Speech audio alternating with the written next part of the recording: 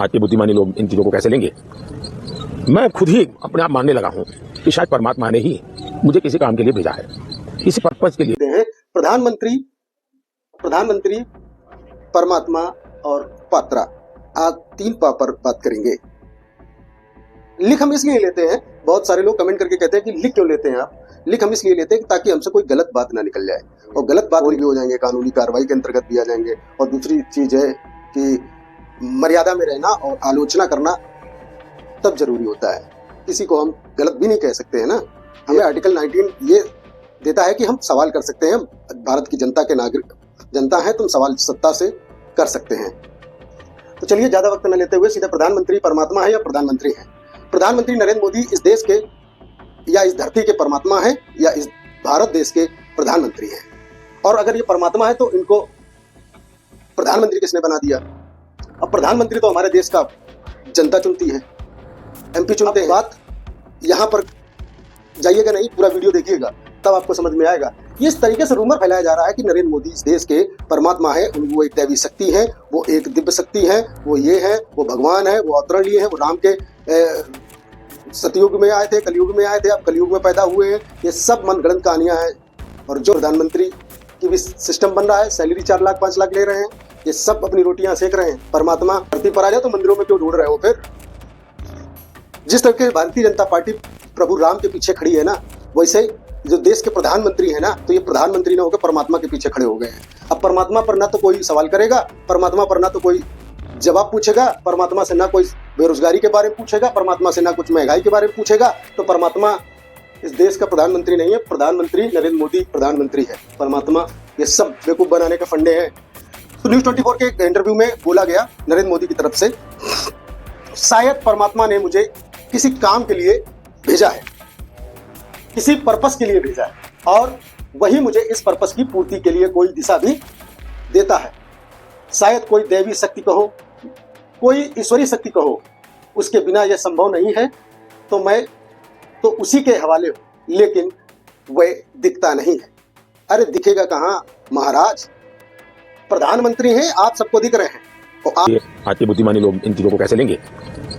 मैं खुद ही अपने आप मानने लगा हूं कि शायद परमात्मा ने ही मुझे किसी काम के लिए भेजा है, किसी पर्पज के लिए भेजा है, और वो ही मुझसे ये पर्पज की पूर्ति के लिए दिशा भी देता है, शिक्षा भी देता है, सामर्थ्य भी देता है, ऊर्जा भी देता है, प्रेरणा भी देता है। कोई शायद कोई दैवी शक्ति कहो, कोई ईश्वरीय शक्ति कहो, उसके बिना ये सब संभव नहीं है। तो मैं तो उसी के हवाले हूं, लेकिन वो दिखता नहीं है। संबित पात्रा ने उड़ीसा से लोकसभा का प्रत्याशी भी है और नेशनल प्रवक्ता भी है भारतीय जनता पार्टी का। भारतीय जनता पार्टी का प्रवक्ता के साथ साथ प्रत्याशी भी है, और वो उड़ीसा के भगवान जगन्नाथपुरी जो मंदिर है उससे दर्शन करके बाहर आता है। बाहर एक बोलता है एक पत्रकारों के बीच कि भगवान जगन्नाथ हमारे यशस्वी परमात्मा दैवी शक्ति से अवतरण हुए, बायोलॉजिकल उनका जन्म नहीं हुआ है, वो सीधा ऊपर से नीचे आए हैं। वो भगवान जगन्नाथ भी उनके भक्त हैं। जब इस तरीके की भाषा शैली भारत देश के अंदर एक नागरिक को, एक प्रधानमंत्री जिससे अब सब सवाल पूछते हैं, उसको लोग कहने लगेंगे तो देश का क्या हाल होगा, आप बताइए। उसके बाद जब ये पता चला भगवान जगन्नाथ खुद ही मोदी के भक्त हैं, तो फिर क्या है, करोड़ों लोगों की आस्थाओं पर ठेस पहुंचा।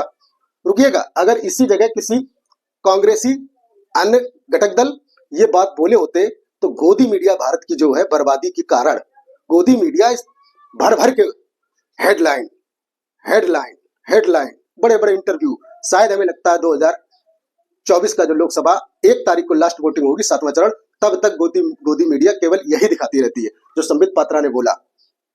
संबित पात्रा की कोई भी बड़े बड़े अखबारों में हेडिंग छप के नहीं आई होगी, क्योंकि वो बीजेपी का आदमी था। तो ये देश में चल क्या रहा है, महंगाई, बेरोजगारी, शिक्षा, इस पर बात नहीं कर रहे हैं। अभी 2024 में आंकड़े आए, 38% लोग IIT करने के बाद बेरोजगार घूम रहे हैं। बताओ हम कहां जा रहे हैं। हम परमात्मा की पूजा करते रहोगे, भूखे मर जाओगे, क्योंकि मंदिर में बैठा अंदर भगवान, बाहर बैठा भिखारी को नहीं खिला सकता है अगर वो मांगता नहीं है। सोचिए, मैं बहुत कड़वी बात कर रहा हूं। आस्था एक, हमारा धर्म एक आस्था हो सकती है, पर जीवन जीने के लिए कुछ लोगों को, जिनका पेशा ही है यही मांग के खाने का, या चंदा न चढ़ाओ तो उनको भी पता चल जाएगा। तो परमात्मा सिर्फ अपने आस्था के मानने वाली चीज है, वो किसी पे थोपने वाली चीज नहीं है। और हर आदमी अध्यात्म के लिए कुछ न कुछ जरूरी रखता है। तो ये आप बताइए, फिर उसके बाद जब पात्रा को पता चला, पात्रा ने तुरंत माफी मांगी, माफ कर दो, माफ कर दो, मैं 3 दिन व्रत रहूंगा, मैं 3 दिन बिना खाए अन्न त्याग दूंगा, मुझसे बहुत बड़ी गलती हो गई।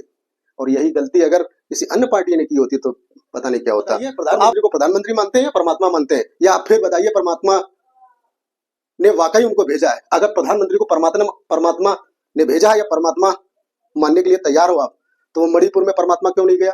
वो आरडीएक्स पुलवामा में लोग 40 जवान 45 जवान शहीद हो गए, उनके लिए परमात्मा क्यों नहीं आया?